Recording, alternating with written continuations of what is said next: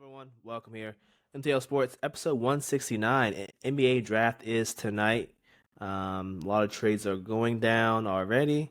A lot of trades will probably happen this afternoon, probably tomorrow as well. So we'll go over some trades. The Celtics, as you guys probably have heard, or maybe this is the first time you're hearing, made a bunch. Well, not a bunch, but they made two trades. They're willing to go to a third and fourth trade off of some salary. We'll go into that. The Wizards made a trade. Hometown team made a trade. We'll go into that. And then we'll talk about our predictions for the draft, what trades we think might go down, or what big splashes we might see. So, with all that being said, guys, stay tuned.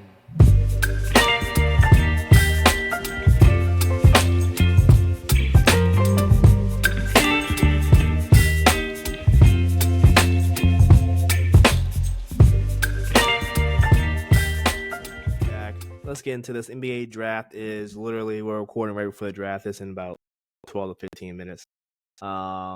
Let's go over the trades that happened pre-draft, and then there's some more that might go down, including my Heatles. They're looking to move off of number 20 pick sometime tonight. But I think the first trade, Lawrence, was the Drew Holiday trade. That's the biggest one we had to cover since last episode.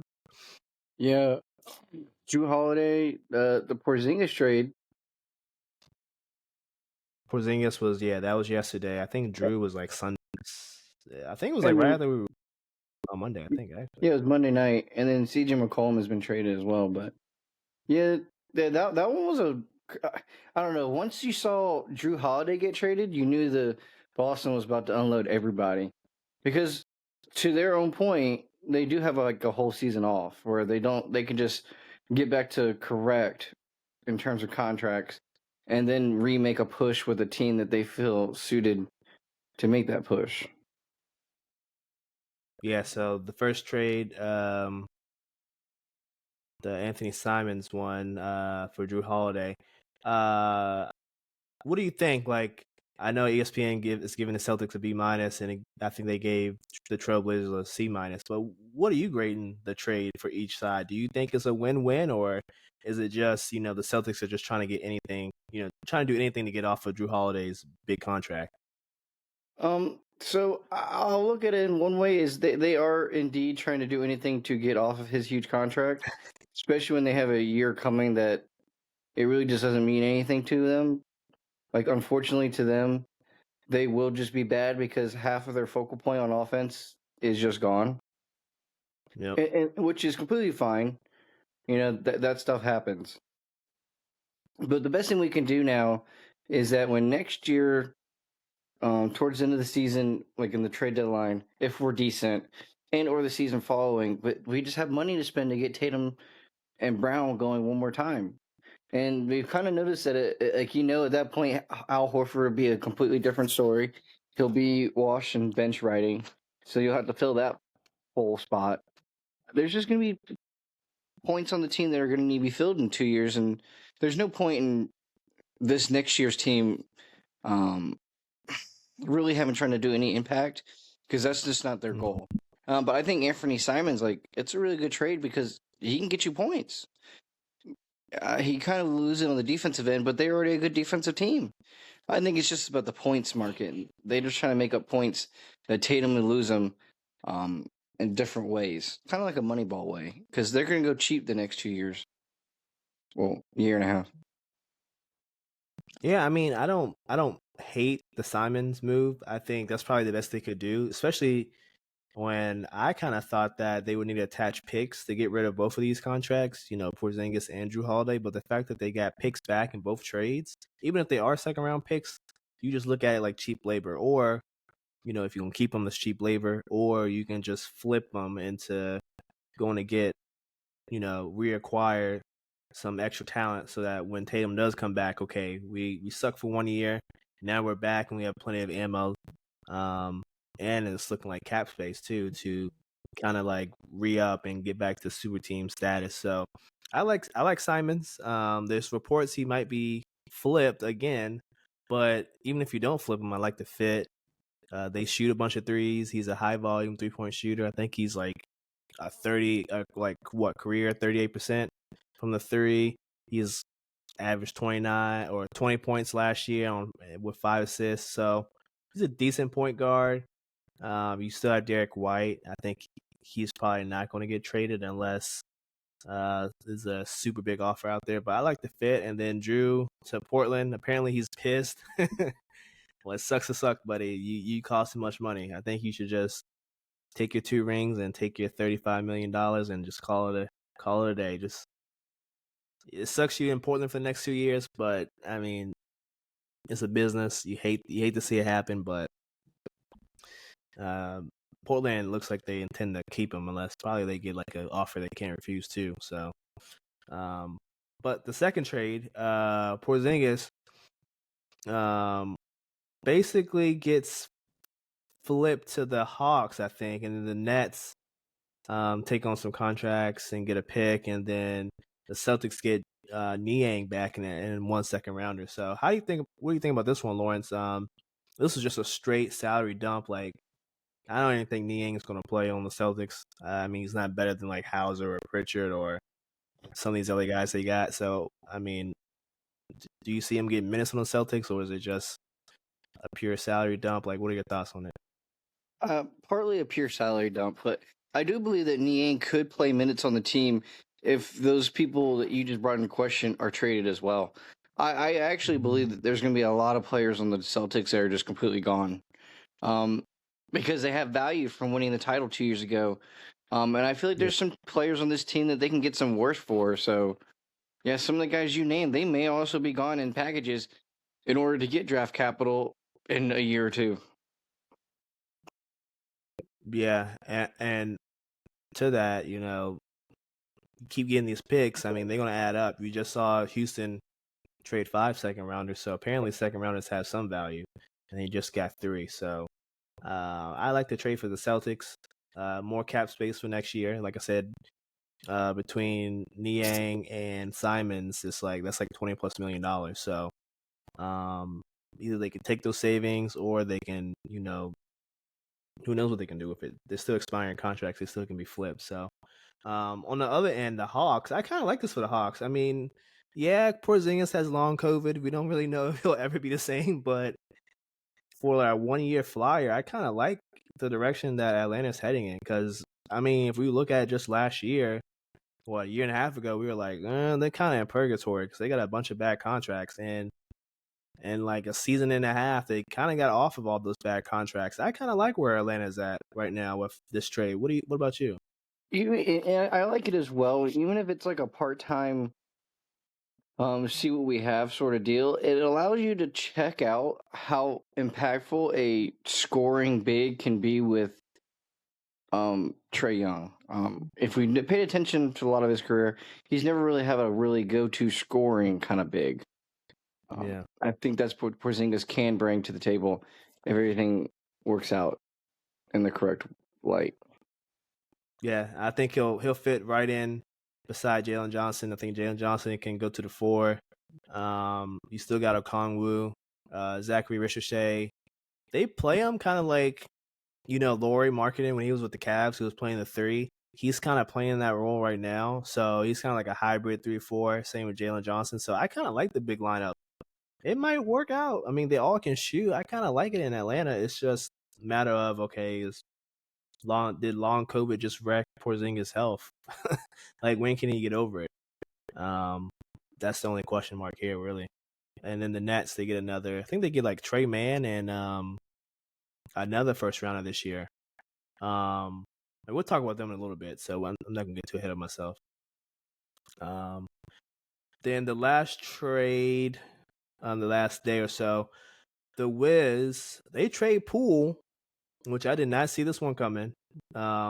Pelicans get Poole, Sadiq Bey, and a second rounder in this year's draft. I think it's pick 40. And then the Wiz get CJ on an expiring deal, Kelly Olynyk on an expiring deal, and then some second round pick in the future. How are you feeling about this? The hometown team, they made a bunch of trades at the trade deadline. Now they're making more moves, and I think they got 2 picks in this year's draft. Or yeah, 2 picks in this year's draft. Like, how are you feeling about this? Like, is this the right kind of move to set up potentially a big summer next year? Really? I think it at least lets us be competitive. Is the real big kicker. Like CJ McCollum, Chris Middleton, a bunch of scrappy guys. At least Marcus nobody will Smart. look. Yeah, at least nobody's gonna, you know, look twice at us. Up and down, wondering who we are. At least we'll have some fight and some like passion in games. Maybe borderline playoff team, which I think it could be a borderline playoff team purely on the fact that a lot of these guys want money because they're towards the end of their Yeah. careers. So they're gonna have to play for a contract like that. And then you got a lot of young guys who are trying to, prove themselves. They have had starting positions, starting roles. Now they have vets getting in front of them, and they probably want that starting position back to get that skill back up. So I feel like there's a lot of good competitiveness that can come from this team. I also feel like there's a lot of players that could just not want to play, because it's the Wizards. Um, I feel like our draft pick, who they draft, is going to be kind of important. Um, Yeah. I know it's not. I think it's like six, so it's not the most ideal draft pick. But I don't know. If somehow Ace Bailey falls to six, and you hear all about the practice, don't want to practice in front of everybody, but like he's best guy on the board. You kind of just take best guy on the board.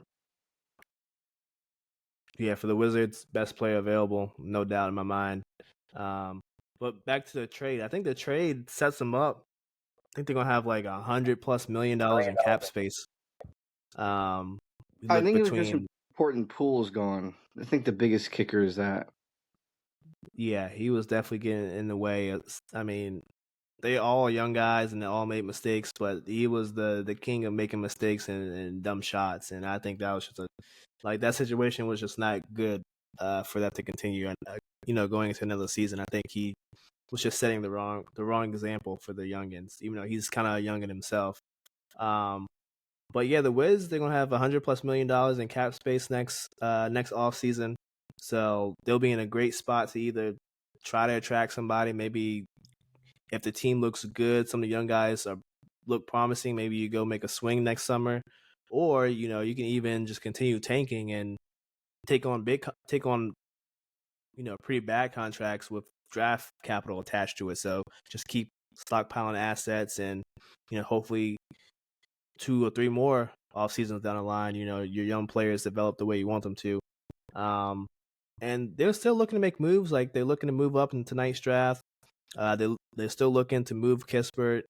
Um, that's probably Smart too. I think Smart is also on the trading block. So those two, they're still looking to move those two. But I like the mostly veteran lineup. Um, maybe if they get Ace Bailey will start. But I think the young guys had to take a back seat because, like I said, like they got their playing time. They weren't like they show flashes, but like collectively, the young players just they were just terrible. Like I'm not trying to sugarcoat it. They were god awful. I went to way too many Wizards games to not sugarcoat. Like they were bad. Like it was just bad. So get some vets in there, show them how to win a game or two, and they'll pick up on those little things, right? And then next summer you readjust, whether you go all in or hey, we still suck. Let's keep tanking. I think that's their mindset going forward. Um, how do we feel about? I mean, they did a good job though. They got off of Beal's bad contract. They got off of Kuzma, and they And got they off of got off a Pool's bad pool. contract. Yeah. I think the Um, Philly have done a good job to be competitive. Honestly, they've done a good job just to give us a product that people can actually go to pay to see and just not yep. be traumatized and or um I don't know, feeling like they need a refund when they walk out the door cuz I mean that's how you felt when you went to those games. No, 100%. Now Pool's in New Orleans. Um, and Sadiq Bey, I think he's like still coming back from his ACL tear. So he's still probably not 100%, but I don't even know what New Orleans is kind of doing right now. I guess they're cool with like a Jordan Poole, DeJounte Murray, Zion type of core, plus whatever draft pick they pick tonight. I guess that's what they're trying to do. I don't know. What are your thoughts about New Orleans? I don't know. I feel like New Orleans is just trying to figure it out without giving up everything they have and calling it quits on Zion. But I just feel like, what is Poole gonna do to your team to make you win games? If anything, Poole has proven to hinder teams from winning, um, and doing well in games. So, quite honestly, I don't know the thought process and or meaning behind the Poole pickup. Maybe they were just trying to be nice to their good old buddies, the Wizards, because they felt bad.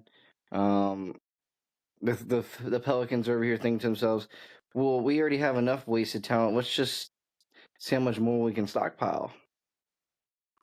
Yeah, I think that might be a factor into it. Two extensions that happened. Fred VanVleet, I kind of mentioned this the last episode that he might turn down his team option and look to extend. Well, he did that today. Declined the team option, is signing an extension, 2 years, $50 million. So he's basically getting the same money, but he's getting it over 2 years. And then Kyrie did pretty much the same thing, declined his player option, and then signed for 3 years, 119. So basically 40 million a year. How do you feel about both players? Basically, staying with their teams for another 2 years at least. I think for the Mavs is good. They definitely need a point guard. I don't think they could have, you know, let him walk. Uh, Fred VanVleet, I feel like he's probably gonna walk next offseason when there's a bunch of teams with cap space, so he'll probably just kind of recoup his money that way. But what are your thoughts? I think it's a very fine job keeping Fred VanVleet. I think the big important part of that one in specific is, he might walk, he might move, but the whole goal is to get another ring, and he aids you, you aid him.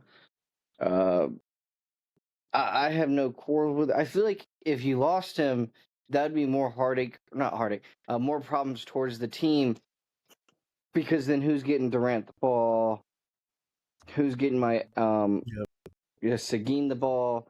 Sorry, Sengun. I think the main problem is it would really hinder Seguin, who, as we know, had a really good career season last year. We want him to, replicate that.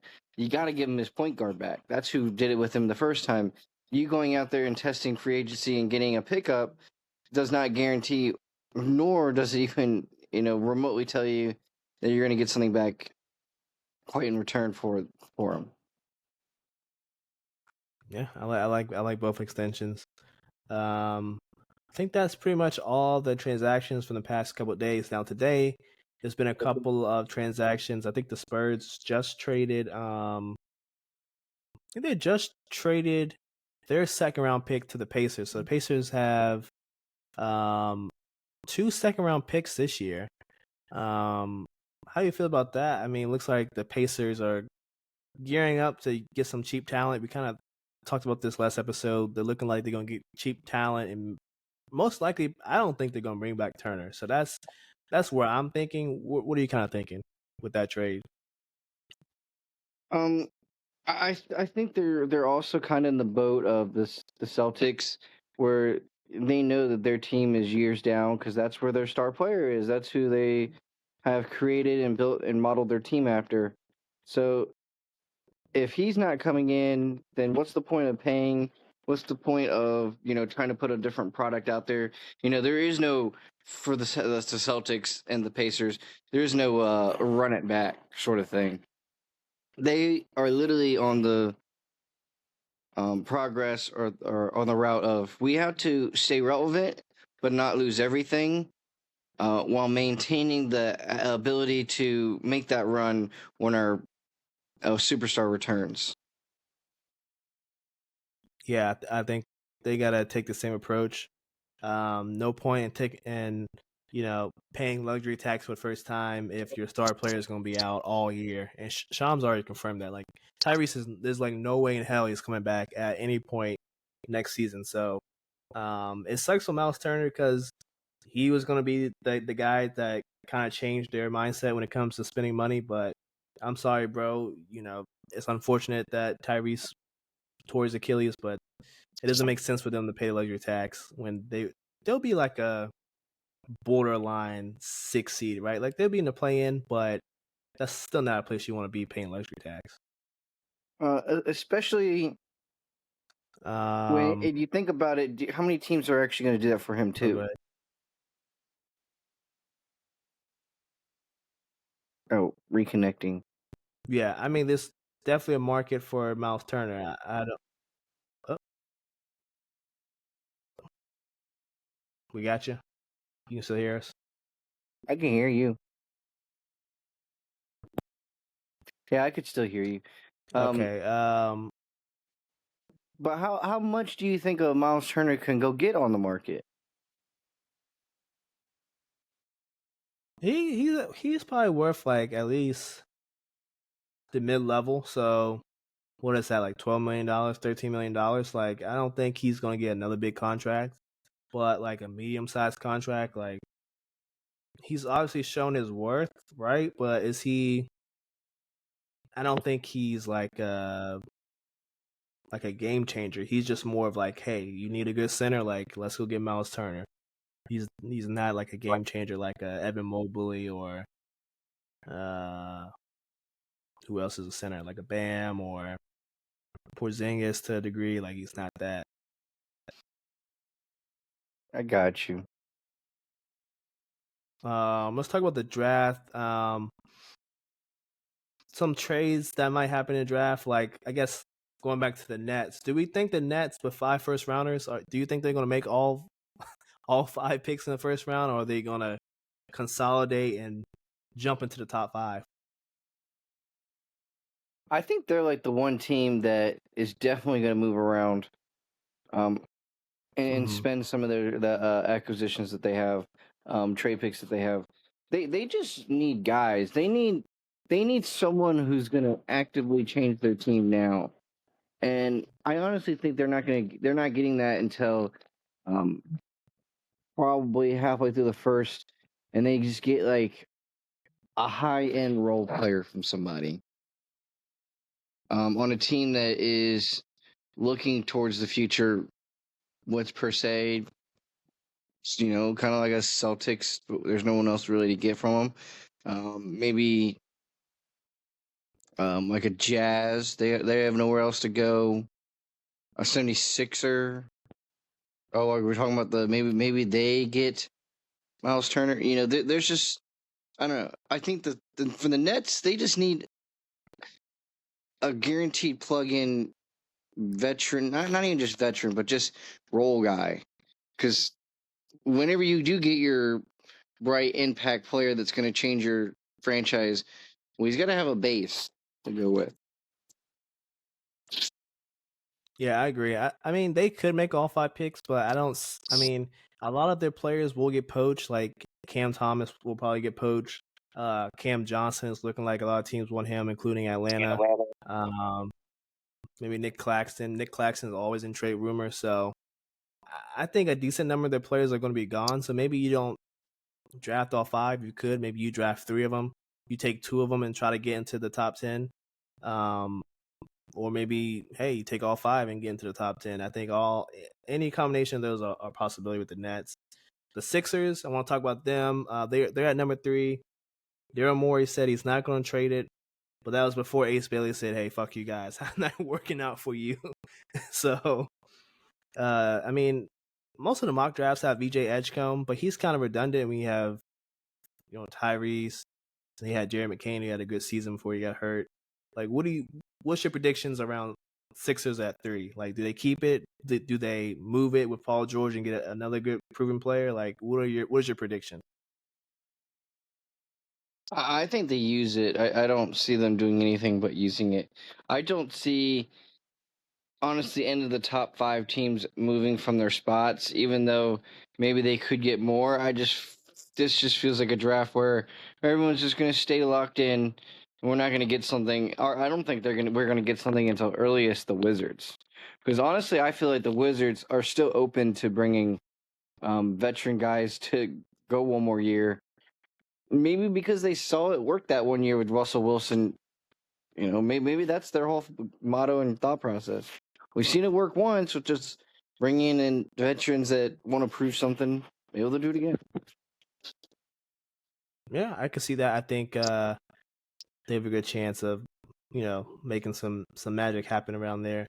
The Hornets still open to trading number four, but I don't really see that. Um, I think probably next up, I think the Celtics. Like we were talking about them earlier. They probably have one or two more trades, but a lot of that's been centered around Jalen Brown and Derek White. Do you think either of them get traded tonight, or maybe even tomorrow, or sometime this off season? Like, do the Celtics break it down that much, or do you kind of keep it intact just enough so that when Tatum does come back, you only have to rebuild or retool maybe a piece or two, and then you're right back at it? I'm going with the piece or two, and you're right back at it. You don't want to have to climb out of too big of a hole. You just want to, like a landlord, putty up and you know get the next tenant in the door. Yeah, I think there's decent traction both ways. I would love to see Jalen Brown, you know have his own team, right? Um, I think he's capable of doing it. I don't know if he'll be successful, but I think he definitely deserves a chance to do it. But that would be cool. Um, my Heatles, my Heatles are losing out on Kevin Durant. There's tons of talk of possible, kind of plan Bs and plan Cs, with plan B looking like, maybe trading for Kuminga, uh, possibly trading Wiggins to the Lakers for Rui and Don't Connect, or even, trading, Wiggins to the Kings and getting DeMar and Devin Carter, or some kind of mixture of players from the Kings. What are your thoughts? What do you think that? Do you think that the Heatles should keep their pick at 20? Should they move it? Should they move Wiggins? Um, what do you think, or should they stay pat? Like, what do you think is the Heat's best move to make tonight? Honestly, your best move is just to draft a guy at 20.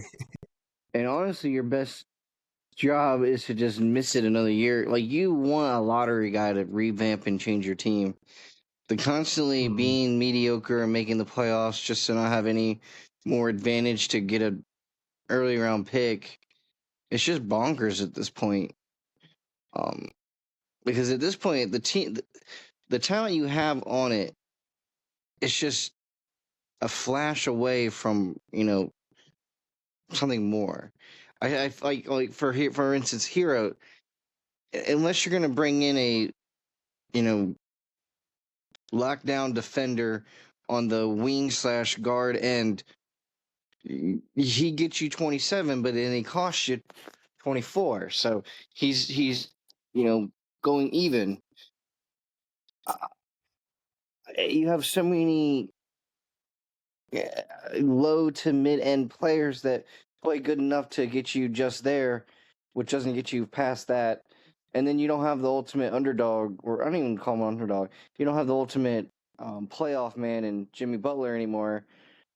mm-hmm. And I believe that Bam's game is really good in the regular season and certain matchups in postseason, but he also can become ineffective in postseason play when you need him to score a bunch, but then also play lockdown defensiveness on another guy as well. Like the thing the team misses is just a bucket, like like a guy out there guaranteed to get you points night in, night out. Um, won't cause you eat deficiencies on the defensive side, and honestly, you can just I want to say drive the paint or sorry, shoot the three because what they go to the three for um white guy tall. Ooh, Duncan Robinson. Duncan Robbins. I feel like you got to do better than that in terms of a guy to play multiple snaps. Sorry, not multiple snaps. Um, multiple sequences in a game. Like you need a little better than that. No, you're right. I think what I think will happen now, from what I've been trying to dig up and what I've been hearing, the Heat don't really have a player in mind at 20. This is all the past day or two, there's been a bunch of posts about Walton Clayton Jr. I think that's all smoke. I don't really think they'll pick him. I think they'll pick him if the person that actually won is gone. But I think that's a lot of smoke and mirrors. I mean, they didn't really have any leaks about who they were working out or who they had interest in. I think they were really thinking that they would get Kevin Durant and that 20th pick would be gone. So I don't think they'll draft tonight. I think that's my big prediction. I don't think they'll draft tonight. I think Wiggins will probably get traded, whether it's to the Kings, to the Lakers, to the Warriors for Kaminga. I think he's gone.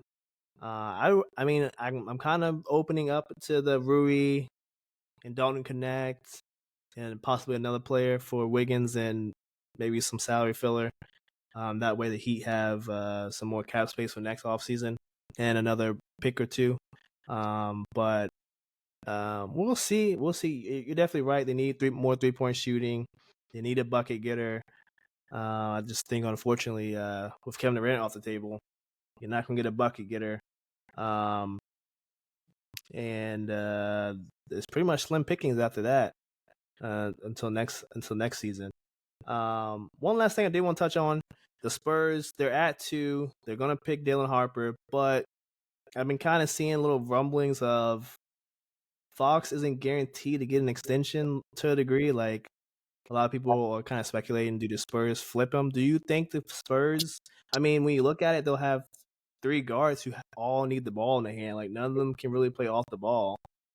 Do you see a scenario where the Spurs flip Fox and just go with 2 young guys with higher potential?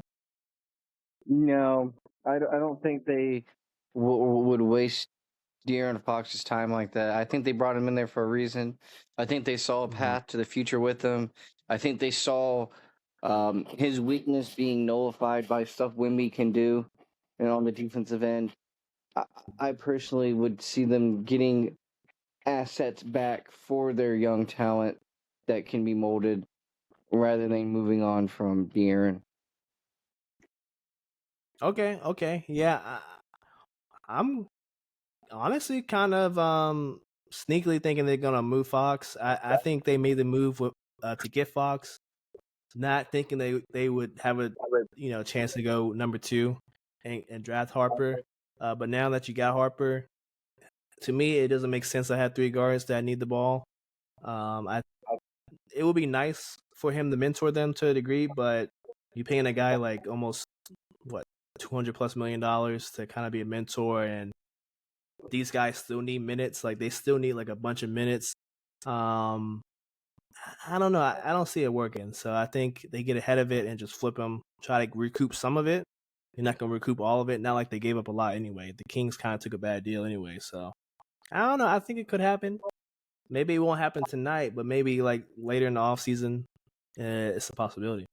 Do you have like a big prediction for tonight's draft that you've been thinking about or you've been seeing online, or maybe you haven't seen online? This is just your gut feeling. I mean, you talking about for a draft pick? Draft pick, a trade, even. Uh, Personally, to me, I feel like the Celtics aren't done. I feel like that's something that may or may not need to be said, but I feel like Celtics aren't done. I feel like we get a lot of younger talent this year. There's a lot of freshmen up in the higher picks, and I honestly believe that this draft class in a few years is going to make a lot of noise, just because there are a lot of younger guys in there. Like there's Trey Johnson for Texas. He was pretty decent all season. He made timely buckets. Overall, his team that he played with wasn't that good. I feel like he can make an immediate impact, and he's a top 10 player. Um, because he was like a team's focus in Texas. So like he is kind of what you need as a problematic wing guard. Um, I feel like the teams like this the Knicks, sorry, not the Knicks, the Nets, right? There's so much talent that you can pick from and or move off of picks to gain that if someone like the Nets just barely do anything tonight, it's just a shame. Yeah, they got all the ammo. They got all they got everything. I mean, they're loaded. They definitely got to make a splash and do something because they're quite terrible. I already said my prediction: the Heat trade Wiggins in the 20th pick. Um, there'll be some trades, but I don't think there'll be anything too crazy. But I think that's all I have for today's episode. Lawrence, you got anything else? No, I got nothing else for you. Oh, UFC 317. Oh, I almost forgot. It's what, Saturday, right? It is Saturday. We got 2 title fights, right? Um, yeah, we just got a lot of. Ooh, I had the hiccups at the wrong time. Yeah, there's just a whole lot going on the card. Like Taboria and, and Charles Oliveira is almost honestly just a crazy fight. I think Taboria is going to win. He's very much the favorite. Um, Mm-hmm. but Oliveira could easily sneak it upset, so don't count too much into it. Um, I don't know. I feel like Pantoja is just leaps and bounds better than Kai Kara France. Brandon Royval versus Josh Van. Personally, I do think Brandon Royval is probably going to win this fight, but I'm going to take Josh Van just because he got me a knockout last time when I needed him. I like Um, it. I like it. I'm probably not going to go against Moy Money Makano. I might just get that one all around because Darush and Moy Money can really, honestly, could turn out to be a boring fight. And then honestly, throughout the card, there are just a lot of even takeaways. There's no one really too favored over somebody else. I feel like there could be a lot of moves and or upsets this weekend in UFC. I like it. I like it. I will be watching Saturday night. I've been looking forward to this one more so than the last one. That's all I got. So that being said, guys, we're gonna head on out. We're gonna catch this NBA draft, and then we'll have some updates for you next week. MTL Sports Podcast, guys. Thank you guys for watching on YouTube, listening on Spotify, all that good stuff. And we will see you next week. Peace.